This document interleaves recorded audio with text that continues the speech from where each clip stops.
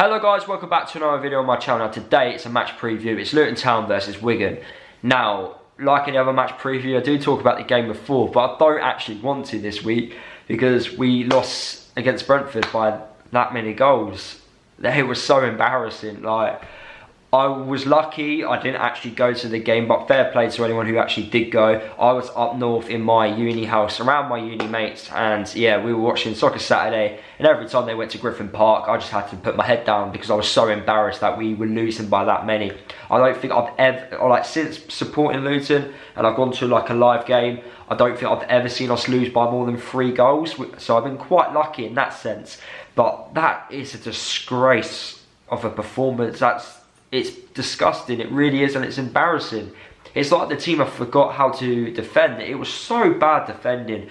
Potts had a really bad game, and I've not rated Potts all season. I really don't think he stepped up to the plate at all. Doesn't help now where Galloway is now injured for the rest of the season, which is beyond a joke because we've signed a player who had injury problems in the past, and now he's just, since he's been at the club, he's been injured.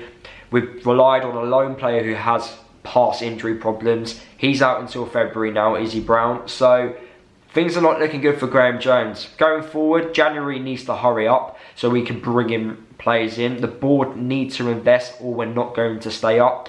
I believe it's going to cost too much to sack Graham Jones and the staff which we've got at the club. So I don't see the point in bringing in a new manager. We might as well just keep Graham in, because the problem is when you sack Graham Jones, you've got to sack him, the assistant, and all the other like backroom staff, which is about over 10 staff members, which you've got to sack. So I can't see that happening. And then after that, you've got to pay money for a new manager to come in, new managers, new staff members, and then you've got to pay for whatever players that new manager wants. So it's going to cost too much to do all that. So we might as well just keep Graham Jones throughout the whole season and sack him at the end, so it costs slightly less than doing it then than doing it now. So yeah, that's the problem in that sense with Graham Jones. If he wants to be a manager in the future, he's got to be doing better than what he's currently doing now. I think tactics have been dreadful. Like, he says that he kept the same tactics from the Leeds and the Charlton game into this game against Brentford, but each team is different. You can't do that. Like, you can't play the same tactics at home, the same away from home. I've never known a manager to do that, really. Unless you're a top club, then I can understand it. But we're Luton Town. We're not a big club in the Championship. We're a club which, like, expectations are to stay up this season. We shouldn't be thinking, right, let's play a certain way at home and then do the exact same away from home. Yeah, fair play for trying it, but like, come on. He should know tactics-wise how we should be playing at home and how we should be playing away from home. Why on earth would you play the same tactics at home, like against a team like Charlton, who were newly promoted with us, to the same tactics to a team which are an established Championship team, which were 3 points away from the playoffs?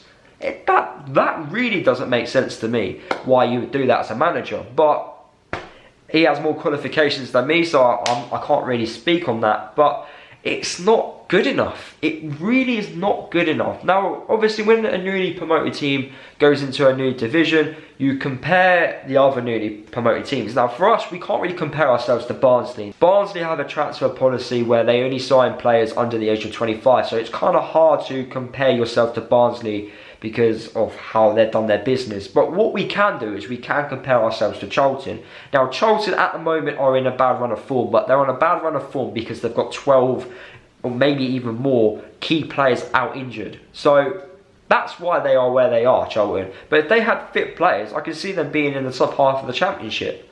And that's where I compare Luton with. Charlton have had a better transfer summer than what we have. We've signed players who are Championship experienced, but simply not good enough for the Championship, if I'm honest. Like, Craney has been a really good addition, I think. But apart from that, Butterfield and Izzy Brown, they're the only 3 players which I can actually say have had an impact within our team. Like, when Butterfield plays, we are a different side. When Izzy Brown plays, he's the centre of everything. When Craney plays, he has that experience at the back, which I do feel like we lack. But anyone, like all the other players, I don't think have done well enough.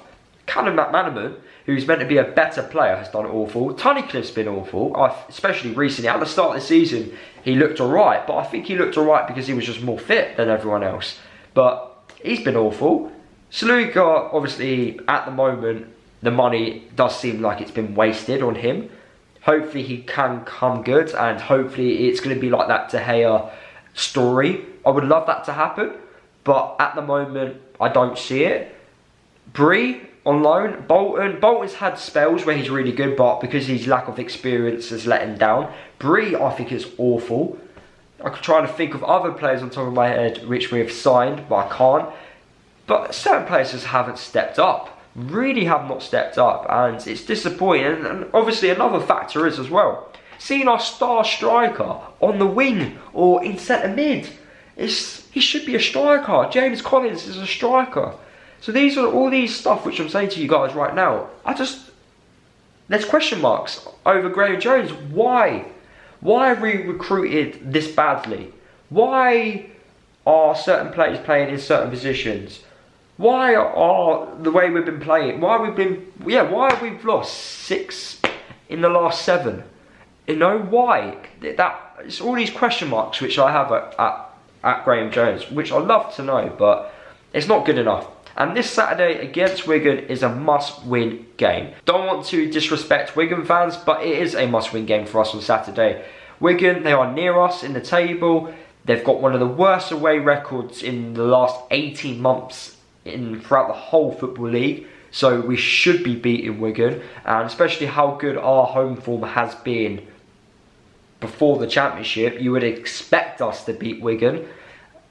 And to be fair, for me, it's a must-win game against Wigan, because our next 6 games are very difficult. We've got Wigan, we've got Stoke away, who should not be down there in the table. Let's be honest, their players are good enough. They're just not performing.